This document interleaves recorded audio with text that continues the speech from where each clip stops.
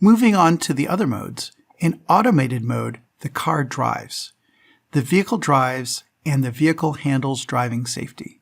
The driver does not need to pay attention to driving. If there's a vehicle where you say, well, the car drives itself, but the driver needs to pay attention, that's not automated. That's supervised driving. To be automated, the car completely owns driving and driving safety. As you can see in the picture, in an automated vehicle, it needs to be okay to watch a movie or read your email or do something else because the car has it. Driving problems cannot be dumped onto the driver. So in automated mode, it's not okay to say, well, the driver doesn't need to pay attention, but if something goes wrong, we're still going to blame the driver by disengaging the automation and telling driver, hey, wake up, it's all your problem, 3 seconds to impact. That's not an acceptable automated system. You have to make sure that when the car has it, the car has it.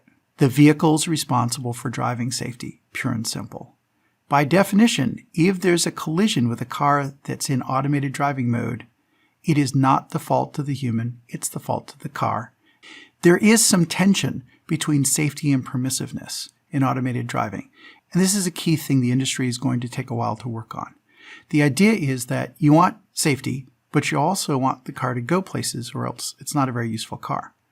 And from a sensor point of view, what you have is a tension between false non-detections, so I'll call this false negatives, because false negatives generally hurt safety. If you fail to detect a pedestrian that's in the middle of the road, that's going to adversely affect safety.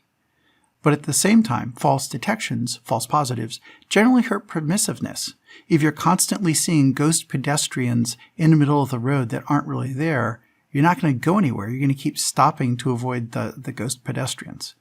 Typically in sensors, there's a trade-off between false positive and false negative. But in automated driving, you need exceedingly low false negative rates because you can't afford to miss an object that is important to avoid.